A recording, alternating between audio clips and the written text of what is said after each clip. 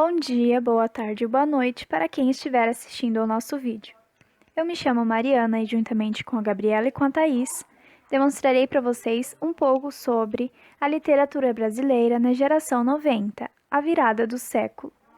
Acompanhe o nosso vídeo e descubra um pouco mais sobre esse tipo de literatura. O contexto social da geração 90 é de uma década de transição de um país assolado por crises institucionais e econômicas. A ficção é marcada por uma realidade violenta e cenas de morte e tráfico foram expostas na imprensa nacional e internacional e desencadearam mobilizações contra a violência urbana, como bem explica Ross, Kelm e Link. Pereira aponta que os anos 90 e os primórdios do século XXI parecem consolidar o predomínio da degradação em todos os sentidos: violência física e moral, esgarçamento de laços familiares e afetivos, desarmonização do tecido social, caos urbano, perda de identidade do indivíduo, niilismo, etc. De início, é interessante pensarmos sobre o conceito de geração, para que então nós possamos compreender o que é a geração 90. Segundo Sam Felice, o conceito de geração indica a determinação de uma faixa etária, de uma época, também a medida de um tempo transcorrido, a transmissão de experiências dos mais velhos aos mais novos. Além disso, implica o caráter distintivo de uma época ou de um conjunto de pessoas em particular, e esse, então, seria o fato da geração 90, pelo fato de todos serem muito linkados e utilizarem a internet como ferramenta básica para a produção de suas escrituras. Nelson de Oliveira, que é um escritor brasileiro, organizou 2 antologias de contos da geração 90, chamados Manuscritos de Computador e Os Transgressores, o primeiro lançado em 2001 e o segundo lançado em 2003. Essas obras reúnem contos, então, dessa geração 90, inclusive alguns textos sendo inéditos. As 3 principais características da geração 90 é a presentificação, uma preocupação obsessiva com o presente. Os novos escritores que vieram de espaços pouco literários, até então, como, por exemplo, escritores oriundos das favelas ou de presídios, e uma desterritorialização, que Rezende, a Puig Gomes, vai tratar como uma questão de ou não lugar, em que então as narrativas e os contos eles talvez não teriam um lugar específico e assim nós poderíamos ter um local universal, um não lugar. Os contos da geração 90 tiveram inovações que os afastaram da tradição.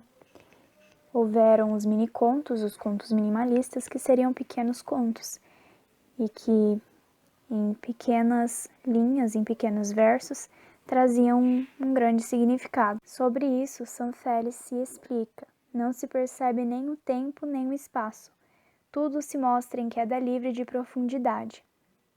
Nesses contos minimalistas, o espaço e o tempo não eram bem retratados em largos versos, mas em pequenos versos trazia-se todo o sentido. A narrativa da geração 90, como resume Silva, é uma prosa feita ao realismo, muitas vezes de contornos brutais, deixa entrever o dia a dia nas grandes cidades.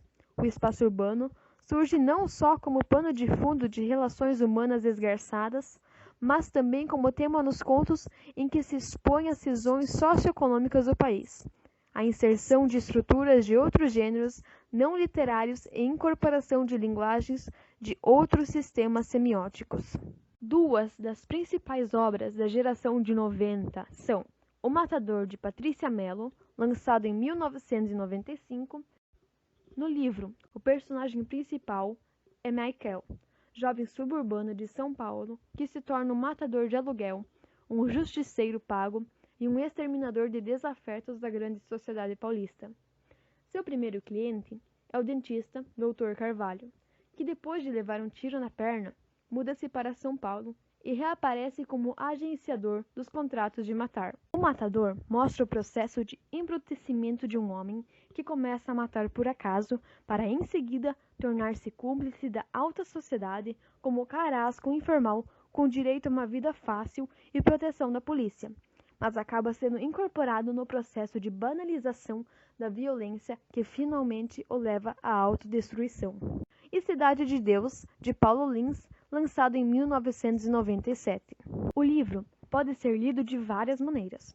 É um documento sobre a história da Cidade de Deus, complexo habitacional construído para dar moradia à população que ficara sem casa durante as grandes enchentes do Rio de Janeiro em 1966. Paulo Lins, escritor de Cidade de Deus, passou a vida na favela e conseguiu vencer as condições sociais desfavoráveis, formar-se na universidade pública e realizar um trabalho sociológico sobre a sua própria favela, percurso de vida e de pesquisa que culmina num projeto literário de grande importância. O livro Cidade de Deus está disponível no link. Clique no Saiba Mais e confira. Alguns escritores da década de 90 são Ademir Assunção, Altair Martins, André Santana, Arnaldo Bloch, Cláudio Galperin, Daniel Pellizzari, Edir Augusto, Fausto Falsetti, Fernando Bonassi, Ivana Arruda Leite, João Carrascosa,